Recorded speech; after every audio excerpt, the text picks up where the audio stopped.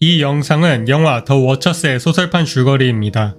또한 한국어 정발이 되지 않아 전문을 한 땀 한 땀 팝하고 번역한 것이니 영화와 줄거리가 다른 부분은 영화판의 각색일 수도 있고 팝하고의 실수일 수도 있습니다. 근데 뭐 정발될 것 같지 않으니 그냥 영화판의 각색이라고 생각해도 별 문제는 없을 듯. 12월 1일의 겨울, 오늘의 주인공 미나는 술집을 오가는 사람들의 얼굴을 스케치하며 시간을 죽이던 중 피터라는 사람의 의뢰를 받았습니다. 코네마라에서 피터가 가지고 있는 골든 코니와 앵무새를 구매하게 되었는데 피터는 운전면허가 없으니 네가 가서 배달을 해달라는 것이었죠.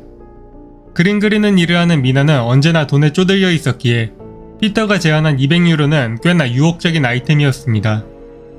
그리고 미나의 여정은 시작하자마자 꼬이기 시작했습니다. 피터가 준 지도는 정말 쓸모가 없어 보이게 꼬깃꼬깃했고 미나는 이걸 볼 바에는 이정표를 보고 알아서 찾아가는 게 낫다는 결론을 내렸습니다. 그리고 길을 잃었죠.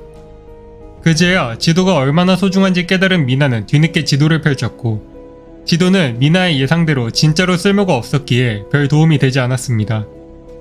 그리고 잠시 뒤 이번에는 숲 한복판에서 자동차의 시동이 꺼져버렸습니다. 예상치 못한 난관에 담배를 피우며 스트레스를 가라앉히던 미나는 소름 끼치는 비명소리에 담배를 떨어뜨렸습니다.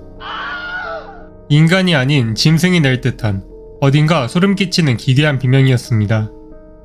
공포에 질린 미나는 차문을 잠그고 숨었지만 다음날 아침이 될 때까지 두 번째 비명은 들리지 않았습니다.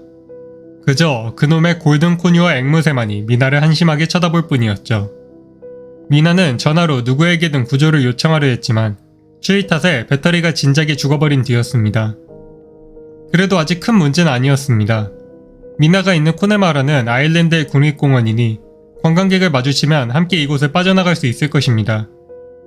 차에는 앵무새 먹이와 물 반병 말고는 먹을 것도 마실 것도 없었기에 미나는 앵무새와 담배를 들고 밖으로 나왔습니다.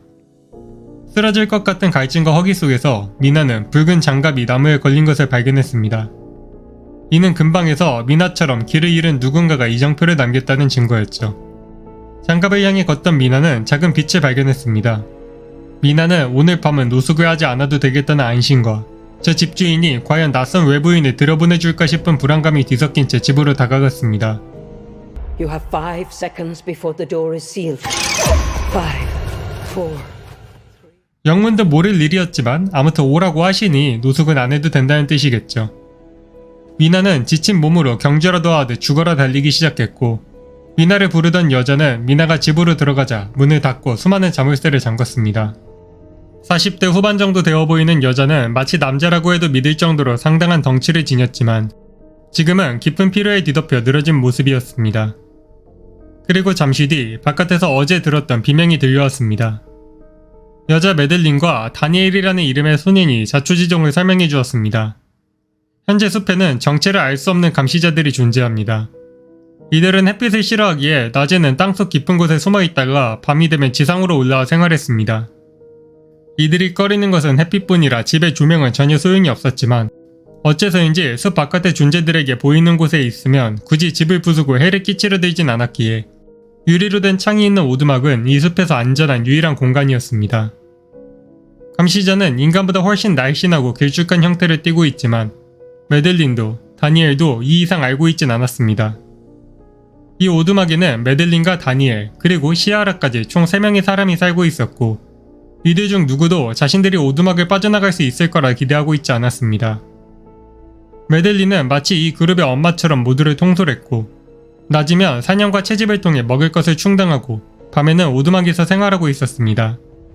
사실 메들린이 가장 고생을 하고 있기도 했습니다. 다니엘은 고작 19살 소년이었고 이 그룹에서 가장 힘이 좋은 남자였음에도 사춘기가 늦게 온 서툰 녀석이었습니다.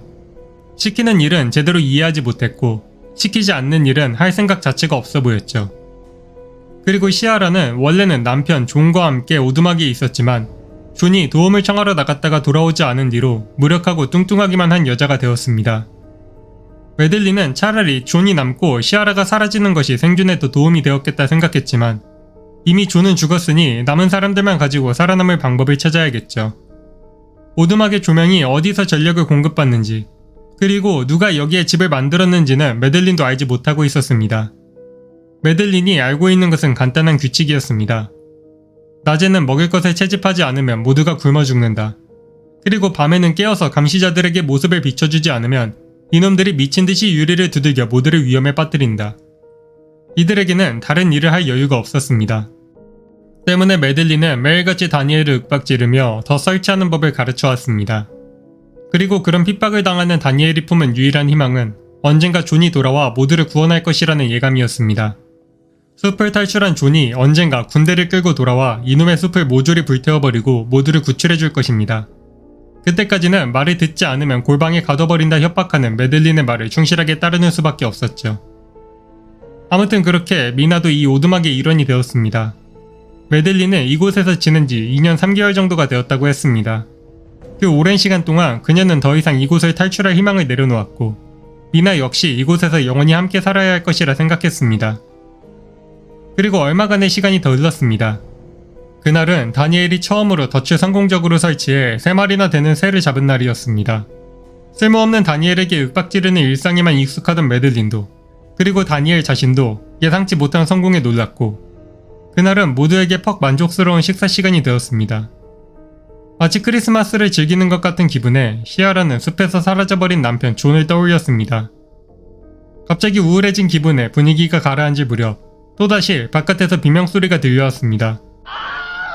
미나가 몇 차례 들었던 정체불명의 기괴한 비명이 아닌 진짜 인간이 지르는 것 같은 고통스러운 비명이었습니다.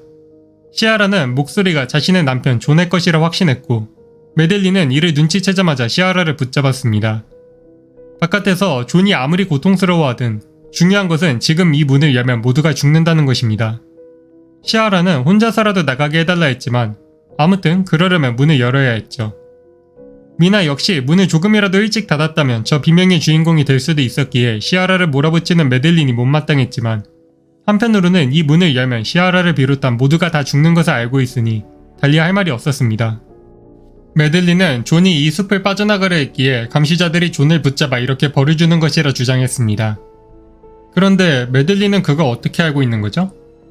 메들린은 그저 그게 당연한 추측이라는 식으로 답했지만 어딘가 수상한 느낌이 드는 것을 떨칠 수 없었습니다.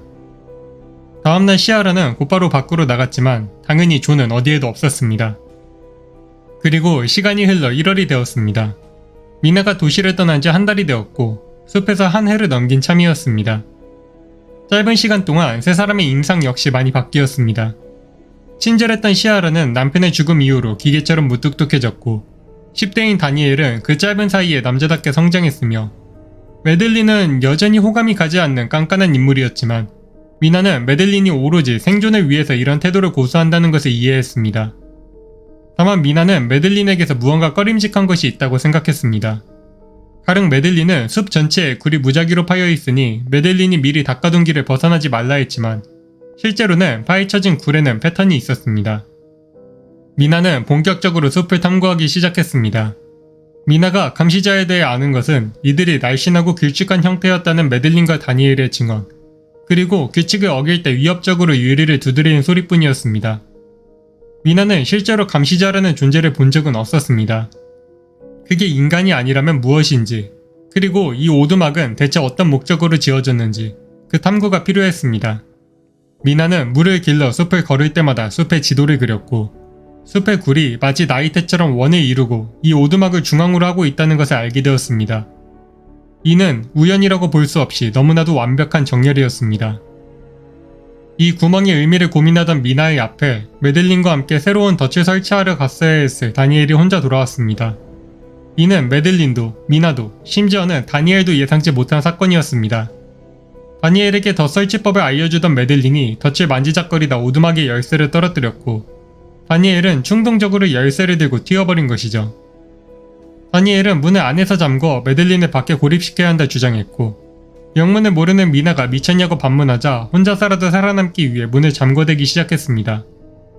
이제 사방이 어두워지고 있었고 미나와 메들린은 밖에 갇혔으며 불이 꺼지기까지는 10분 정도밖에 남지 않았습니다. 미나는 다니엘을 설득하려 했지만 메들린에게 오랫동안 시달리며 자존감이 깎였던 다니엘은 도저히 말을 들어먹을 기미를 보이지 않았습니다. 시아라 역시 남편이 죽은 뒤로 메들린을 향한 증오가 남아있었으니 미나를 돕지 않는 것도 이상하지 않았습니다. 아니, 어쩌면 시아라가 다니엘을 가스라이팅에 이용한 것일지도 모르죠. 다행히 다니엘이 잠근 것은 집 전체가 아닌 유리창이 있는 닭장뿐이었습니다. 감시자들은 밤이 되었음에도 닭장에 두 사람이 보이지 않게 되자 미친듯이 화를 내며 난동을 부려댔지만 두 사람은 구삭진 방에서 최대한 침묵하며 목숨을 건질 수 있었습니다. 잠깐의 시간이 지나고 감시자들은 숲을 떠돌고 있을지도 모를 두 사람을 찾기 위해 사라졌고 감시자들의 소란에 견디지 못한 다니엘이 문을 열어주었습니다. 메들린은 미나의 요구에 감시자에 대해 알고 있는 것을 말해주었습니다. 메들린은 역사가였고 처음부터 이 감시자들에 대해 아는 상태로 숲을 찾아왔습니다. 코네마라 숲에 관한 이야기는 13세기 노르만족이 아일랜드를 점령했을 때부터 시작되었습니다. 그 당시 한 대장장이가 코네마라 숲에 탐사를 보냈다가 대규모 실종을 겪은 기록이 남아있었습니다. 노르만은 굳이 패배한 역사를 담고 싶지 않았기에 이를 기록하지 않았고 코네마라 숲 자체에도 쓸만한 자원이 없었기에 두 번째 탐사를 보내진 않아서 대장장이의 기록 외에는 이 사건에 대한 역사가 남아있지 않았습니다. 그리고 메들린은 이 기록에 대해 조사하러 여기까지 왔다가 갇힌 것이죠. 감시자들은 다음날 아침까지 쉬지 않고 유리를 두드리다가 사라졌습니다. 손톱으로 너덜너덜하게 흔적이 남은 유리는 감시자들이 단순히 이들을 장난감으로 생각하지 않는다는 것을 의미했습니다. 이들은 인간들이 시야 밖에 있는 것을 진심으로 싫어했고 아마 밤이 되면 바로 다음 공격이 재개될 것입니다. 미나와 생존자들은 밤이 되기 전까지 대책을 강구했습니다. 그러던 중 미나는 집 중앙에 오목한 공간이 있는 것을 발견했습니다.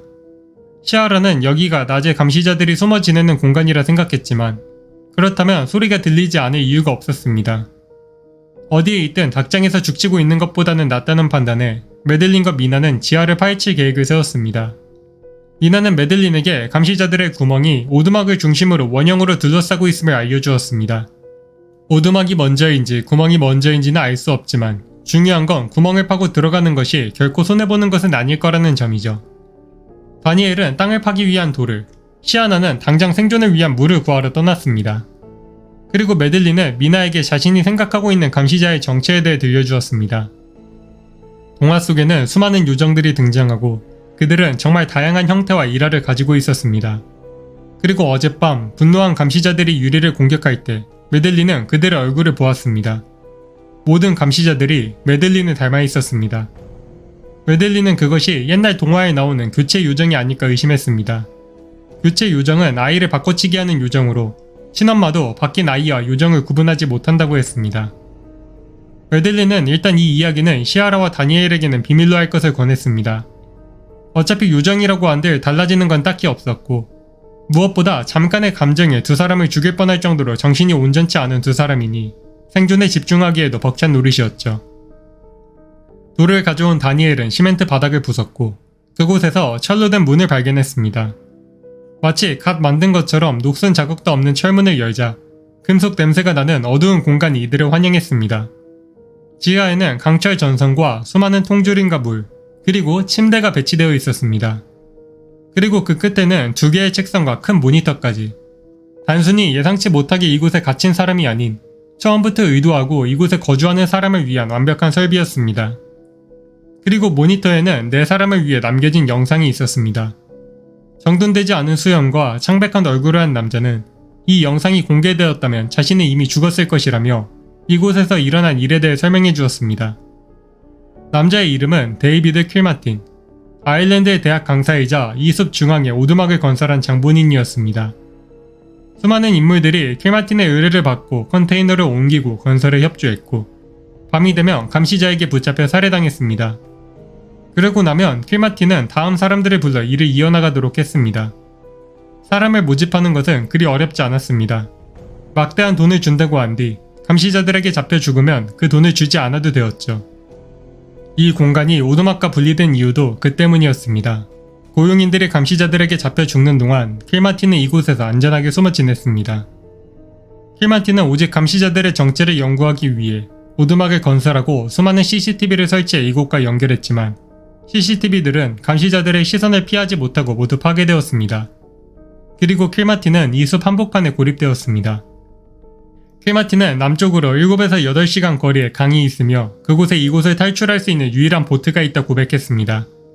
유감스럽게도 킬마틴은 다리를 다친 상태였기에 밤이 되기 전까지 보트에 도달할 수 없었지만 아마 다른 사람들이라면 충분히 희망을 걸어볼 수 있을지도 모릅니다. 킬마틴은 이곳에 탈출하는 데 성공한다면 대학으로 돌아가 자신의 연구 자료를 파괴해달라 부탁하며 영상을 마쳤습니다. 킬마틴이라는 인물은 정말 상상을 초월하는 정신나간 놈이긴 했지만 아무튼 지금 가장 중요한 것은 탈출할 방법이 있다는 것이겠죠. 오랜 시간 동안 사냥과 수렵으로 연명하던 이들은 정말 오랜만에 통조림만의 문명화된 음식을 흡입한 뒤 본격적인 탈출 계획을 세웠습니다. 메들린은 최대한 건강하게 먹고 힘을 비축한 뒤 당장 다음날 떠날 것을 제안했습니다. 시아라는 지금이 낮이 짧은 겨울이니 여름까지 기다리는 게 어떻겠냐 제안했지만 이는 그리 안전하지 않은 방법이었습니다. 기존의 오두막은 언제 감시자들이 부수고 들어올지 알 수 없게 되었고 지하는 반년간 4명이 생활하기에는 너무 밀폐되어 있었습니다. 여름까지 기다리다가 누구 한 명이 다치거나 병에 걸리면 살아남을 수 없으니 차라리 지금 도박을 걸어버리는 것이 그나마 나은 방법일 것입니다. 해가 뜨자마자 4사람은 킬마틴의 기록에 따라 무작정 남쪽으로 달렸습니다. 어쩌면 감시자들이 보트도 파괴한 뒤일지도 모르고 어쩌면 4사람이 이전에 누군가가 우연히 이곳에 갇혔다가 보트를 타고 탈출했을지도 모릅니다. 아니면 보트가 뻔히 강가에 있어도 찾지 못할 가능성도 있습니다. 강은 엄청나게 넓으니까요. 이들은 해가 지기 직전에야 간신히 강에 도달했고 넷이서 흩어져 배를 찾기 시작했습니다. 배는 감시자들을 찾지 못하도록 땅을 판 채 방수포로 덮어져 있었고 성인 남성 혼자서 탈출하도록 만들어 놓은 장비였기에 성인 남성 하나와 성인 여성 셋은 생각보다 가볍게 배를 꺼낼 수 있었습니다. 아니면 그냥 여자 셋이었거나요. 정신없이 배에 올라탄 미나는 어느 순간 다니엘이 사라진 것을 눈치챘습니다. 저편에서 존이 4사람을 향해 달려오고 있었고 이를 가장 먼저 발견한 다니엘은 그를 부르고 있었습니다. 그제야 미나는 자신이 실수를 한 것을 깨달았습니다. 미나와 메들린은 감시자가 사람의 모습으로 변할 수 있는 걸 알면서도 2사람에게 이를 말해주지 않았습니다. 뒤늦게 무언가 이상하다는 것을 깨달은 다니엘은 감시자들에게 붙들려 허망하게 목숨을 잃었습니다. 3사람은 다니엘이 붙들리는 동안 열심히 노를 저었습니다. 한참의 시간이 흘러 더 이상 감시자들의 소리가 들리지 않게 되었을 때 3사람과 앵무새 1마리는 강둑에 정박했습니다. 멀지 않은 거리에는 많은 차가 오간 듯 다른 도로가 있었고 얼마 뒤 버스 한 대가 이들 앞을 지나쳤습니다. 버스 기사는 몇 년 혹은 몇 달간의 오두막 생활로 망가져버린 3사람을 보고 잠깐 공포를 느꼈지만 곧 친절을 베풀어 이들을 태워주었고 간단한 먹을거리와 연락 수단을 제공해 주었습니다. 기껏해야 몇 달 정도 사라졌던 미나와 달리 시아라와 메들린은 너무 오랫동안 실종되어 있었기에 미나는 일단 2사람을 자신의 아파트로 데려갔습니다. 통조림에서도 느낄 수 없는 따뜻한 진짜 집밥을 먹으며 마침내 안전을 체감한 3사람은 천천히 다음에 대해 고민했습니다. 우선 시아라만 해도 남편과 함께 실종되었다 혼자 돌아왔으니 시부모 쪽에게 할 말이 참 많을 것입니다. 그렇다고 사실대로 숲에 사람 잡아먹는 변신 요정이 있다고 말할 수도 없는 노릇이었습니다. 사실 그래봐야 요정이니 군대로 숲을 쓸어버리면 해결되지 않나 싶긴 한데 환경 파괴는 나쁜 거니까. 워낙에 정신없는 상황이었어서 미처 말하지 못했지만 시아라는 숲에서 도망치면서 카메라를 하나 주운 참이었습니다. 시아라는 감시자가 찍혔으면 사람들이 자신을 믿어줄 것이라는 희망을 품었고 메들린이 이것을 파괴해야 한다고 하자 어차피 고장이 나서 작동하지 않을 테니 기념품으로 가지고 있겠다 주장했습니다. 뭔데 하지 이건? 아무튼 미나는 본격적으로 킬마틴의 대학에 들어가 감시자가 존재한다는 증거를 모두 파괴하기로 했습니다. 그리고 이제 진짜로 살아남은 하루를 마무리할 시간입니다. 여전히 신경질적인 메들린만이 혼자 깨어 창밖을 감시했고 미나와 시아라는 그대로 쓰러지듯 잠들었습니다. 그리고 다음날 아침 메들린이 사라졌습니다. 어디로 간다고 쪽지 한 장 남기지 않았고 시아라도 메들린이 어디 출신인지도 알지 못했기에 얘가 대체 어디로 갔는지 알 수가 없었습니다. 메들린을 찾는 게 현실적으로 불가능하니 시아라는 메들린이 돌아올 때를 대비해 집에 자신의 주소를 남긴 채 집으로 돌아갔고 미나 혼자 킬마틴의 대학을 찾아가기로 했습니다. 킬마틴의 연구는 폐기되어야 했습니다. 그 연구 기록이 남는다면 더 많은 이들이 숲을 찾다가 감시자들에게 살해당할 것입니다. 물론 다니엘, 시아라, 메들린, 미나는 킬마틴의 연구와 무관하게 우연히 숲에 들어섰던 4사람이었으니 안전을 위해서라면 오히려 연구를 널리 알려 숲을 태우든 금지구역으로 설정하든 해야 하지 않나 싶지만 일단은 오픈마인드로 넘기고 킬마틴은 논문을 찾아 파기하는 것은 정말 쉽고 간단했습니다. 그냥 대학 도서관에 가서 논문을 달라고 한 뒤 받아서 감시자와 관련된 것만 찾아 태워버리는 것이죠. 아무튼 그렇게 무사히 논문을 받은 미나는 숲과 관련된 정보를 찾았고 논문 속 사진에서 예상치 못한 물건을 발견했습니다. 바로 킬마틴의 가족 사진에 메들린이 있었습니다. 논문을 넘겨주었던 조교는 그녀가 킬마틴의 아내이며 이미 5년 전에 암으로 죽었다 말해주었습니다. 감시자들은 인간의 형상을 흉내낼 수 있습니다. 다만 인간에 비해 더 길쭉한 느낌이 든다고 했습니다. 마치 여자인데도 남자처럼 덩치가 크다 여겼던 메들린처럼요. 사진 속의 메들린은 아주 작고 아담한 크기였습니다. 미나가 기억하는 덩치 큰 여장부 이미지와는 전혀 달랐죠. 예상치 못한 반전에 놀란 미나는 곧바로 집에 돌아갔습니다. 미나의 집은 도둑이 든 것처럼 헤집어졌고 시아라의 집 주소가 적힌 쪽지가 사라져 있었습니다. 미나는 시아라의 집을 찾아가 메들린과 재회했습니다. 메들린의 목표는 혹시라도 감시자가 찍혔을지 모를 시아라의 카메라, 그리고 시아라와 미나의 입을 막는 것이었습니다. 메들린은 감시자의 일원이었습니다. 먼 옛날 지하 깊은 곳에 봉인되었던 감시자들은 킬마틴의 연구로 인해 잠에서 깨어났습니다. 킬마틴은 죽은 자신의 아내 사진을 이용해 감시자들이 모습을 바꿔나가는 과정을 관찰했고 감시자들은 킬마틴을 관찰하며 인간에 대해 빠르게 배웠습니다. 감시자들은 킬마틴이 자신들을 연구하는 속도보다 빠르게 인간에 대해 배워나갔고 결국 킬마틴은 감시자들에게 고립되어 비참한 죽음을 맞게 되었습니다. 그때 메들린이 있었습니다. 메들린은 다른 감시자들과 달리 햇빛의 영향을 받지 않았습니다. 때문에 그녀는 자신이 특별한 존재이며 인간이 되고 싶다고 생각했습니다. 때문에 킬마틴은 오두막을 빼앗아 그곳의 주인으로서 인간처럼 삶을 살아가고 있었죠. 하지만 시아라나 다니엘, 미나와 같은 진짜 인간들이 숲을 헤매다 여기까지 들어오고 그 뒤에 킬마틴의 영상까지 보고 나자 상황이 달라졌습니다. 킬마틴의 연구 자료가 파괴되지 않는다면 또 철없는 인간들이 숲을 들어왔다가 오두막의 불청객이 되어 삶을 귀찮게 할 수도 있고 최악의 경우에는 군대가 나타나 숲을 밀어버릴지도 모릅니다. 때문에 이들을 탈출시켜 킬마틴의 논문을 파괴하도록 유도한 것이죠. 자초지종을 들은 시아라는 격노하며 메들린에게 달려들었습니다. 메들린은 원한다면 감시자들에게 시아라의 남편 존이나 다니엘을 죽이지 말아달라고 부탁할 수 있었을 수도 있습니다. 하지만 그저 인간을 흉내내겠다는 이유 하나만으로 두 사람이 죽는 것을 그냥 방치하고 말았죠. 물론 메들린은 감시자였고 인간 따위에게 당할 만큼 허약하지 않았습니다. 메들린은 바로 반격해 시아라의 목을 졸랐습니다. 미나는 메들린이 이길 수 없음을 빠르게 받아들이고 감정에 호소했고 다시는 감시자에 대한 이야기를 꺼내지 않을 테니 자신과 시아라를 살려달라 부탁했습니다.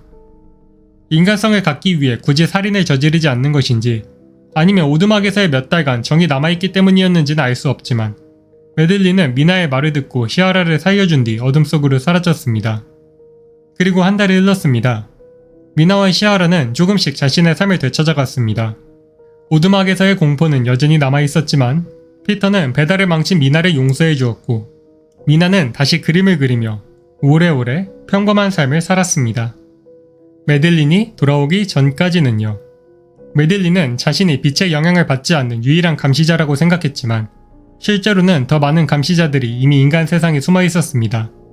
그리고 그들은 감시자의 존재를 알고 있는 시아라와 미나의 목숨을 노리기 시작했습니다.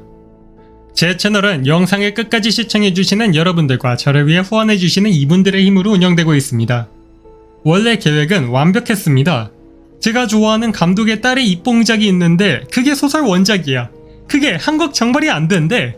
야, 그러면 이 영상을 만들면 나는 영상각이 나오니 좋고 여러분은 한국어로 원작을 알 수 있는 유일한 기회니 좋고 조회수가 잘 나오면 영화 홍보도 되니 좋고 평가가 좋으면 한국 시장 조사도 되니 작가님에게도 좋네? 모두에게 이득이 되는 완벽한 소재인데 뭐가 문제냐? 영화의 평가가 나빠서 국내 극장 개봉이 취소되었습니다. 하하, 젠장. 하지만 그 사실을 알았을 때는 이미 책을 사서 절반쯤 읽은 상태였기에 선택의 여지가 없었네요. 미나가 킬마틴의 논문을 파괴해야 한다는 결론을 내리는 과정이 설득력이 없었고 그 논문을 파괴하는 과정도 뒷목을 잡게 만들긴 했지만 그 정도 빼면 꽤 무난한 이야기였습니다. 메들린이 너무 인간 같지 않게 표현된다 싶었는데 그건 진짜 인간이 아니라 그랬던 거였고 아무튼 전 이제 이놈의 영화가 OTT에 뜨면 한번 봐야겠네요. 여러분들도 흥미가 가시면 영화도 한번 챙겨보시고 영상이 마음에 들었다면 구독과 좋아요도 눌러주시고 저는 더 좋은 영상으로 돌아오겠습니다. 그럼 안녕.